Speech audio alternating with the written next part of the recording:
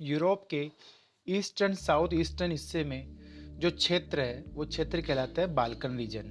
Balkan reason के जो देश हैं उनको कहा जाता है Slavs, not slave, it called the Slavs, SLAVS, Slavs reason.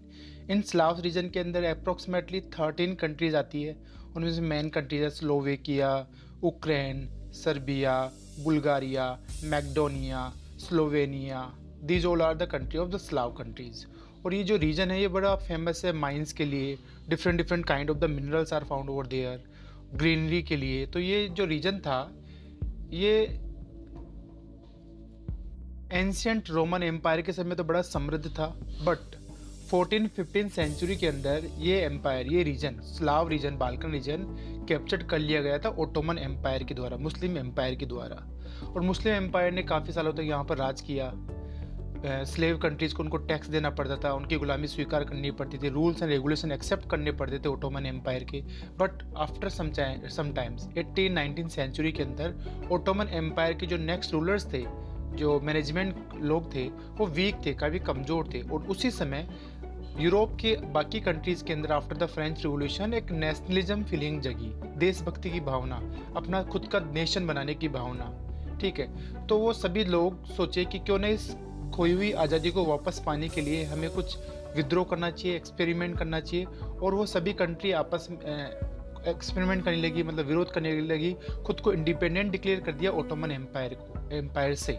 ठीक है, और साथ ही साथ में जो बाकी के जो देश थे ना, जो छोटे मोटे जो बिग कंट्रीज थी, वो भी उनको सपोर्ट कर रही थी financially and internally. Secret societies बना रही थी है, और उनके अंदर इंटरफेयर की उनको पॉलिसीज बता रही थी किस तरह कौन सी नीति अपनानी चाहिए। फिलोसफर आ रहे थे बिग कंट्रीज से छोटी कंट्रियों में, स्लाव कंट्री में, उनको मोटिवेट करने के लिए। और आफ्टर 1871 बाल्कन रीजन में एक सीरीज स्टार्ट हुई इंडिपेंडेंस स्लाव कंट्रीज की, बाल्कन रीजन की। बट मैंने जस्ट कहा था कि यहाँ पे मिनरल्स थे, माइंस थी, ग्रीनरी थी, बड़ा फेमस रीजन था। तो जो बिग कंट्री थी वो क्यों इंटरेस्ट ले रही थी इन छोटी कंट्रियों में? साउथ ईस्टर्न यूरोपियन रीजन के अंदर इसका भी एक रीजन था। बड़ी country England, Germany, Italy, France, इन कंट्रीज ने ऑलरेडी इंपीरियलिज्म पॉलिसी अपना रखी थी, अपने देश को बढ़ाना, अपने देश की टेरिटरी को बढ़ाना, दूसरे देश पे कैप्चर करना, राज करना, रूल्स बनाना। जैसे India was the colony of England, South African countries was region of Germany, Italy, South America was the under the control of Spain. इस तरह ये इंपीरियलिज्म पॉलिसी थी, मतलब हर मदद के पीछे कोई ना कोई लाभ होता है, किसी न किसी का मकसद होता है। तो वो बिग कंट्रीज वहाँ पर अपना अधिकार जताना चाहती थी उस मिनरल्स को देखते हुए। बट वापस से वहाँ विद्रोह हुआ, वो छोटी छोटी कंट्रियाँ, बाल्कन कंट्रियाँ विरोध करने लगी, क्योंकि बाल्कन कंट्रीज भी आपस में जुड़ी हुई नहीं थी, वो भी आपस में लड़ती थी, वो भी एक दूसरे के टेरिटरी पे अधिकार करने की कोशिश करती थी।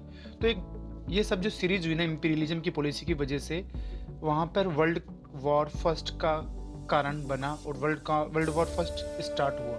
You can say the world war first का रीजन बाल्कन रीजन था, और यही है बाल्कन।